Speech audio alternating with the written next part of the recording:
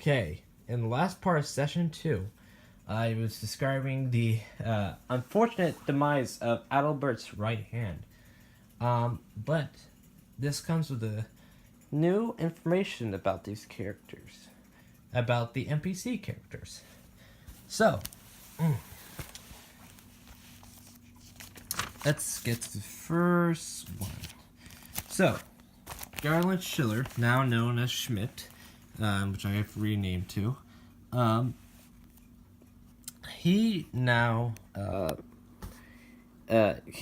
he now has backstory that he was working or fighting with a noble person in the army, and he's a veteran. And this noble person sacrificed himself to drive off the attention of 4 trolls while working, and this got him just his lower half completely destroyed, to the point of him having like his upper half being the only surviving part of him, which is why Albert has his shirt.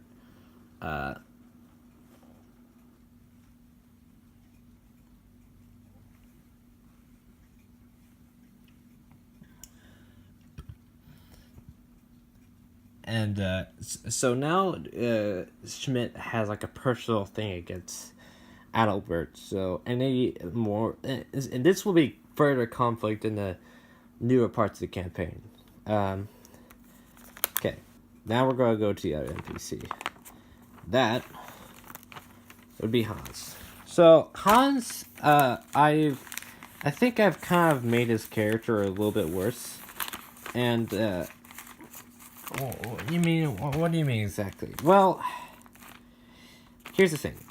I kind of make Hans more of a coward. And what do I mean by this? Well, later in the campaign, actually, that's not a good time. Well, in the beginning of the campaign, he talked about how he found the tracks of the 200 beastmen, and he came to the town to warn them. So that's not necessarily cowardly or necessarily brave of him. So that still stays with the character that he's like a good working hard woodsman. Let me see here.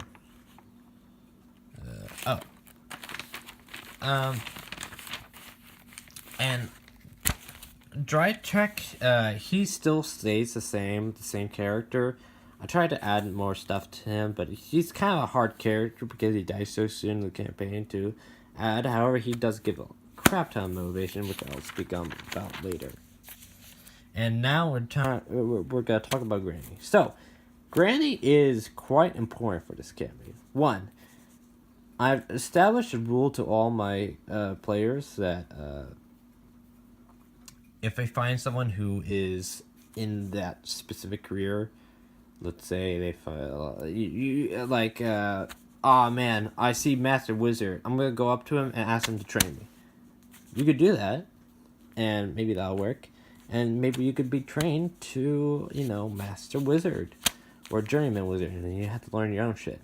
But but she's important because currently in the campaign, there are 2 people who are going on the path of being a wizard, a Journeyman Wizard. And that means that they get to choose a lore to pick. Now, I don't... currently, Vince's character's thinking of doing Celestial or Fire. This in the background, however, Amber. Well, currently everybody thinks that Amber is stupid as fuck. Which I do not think. I think Amber's really cool. I'm the type of guy that likes primal savagery. And I haven't decided what her spells necessarily will be, but the important details that I've added that the characters don't know about right now is that she's, let me talk about the details that the characters don't know about right now. That she was trained by an Amber Wizard who had a familiar, who was like an extremely strong man, who helped her learn the ways of beastman magic.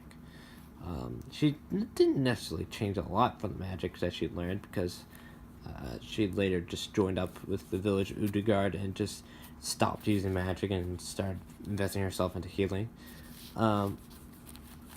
But this will kind of allude to the possibility of like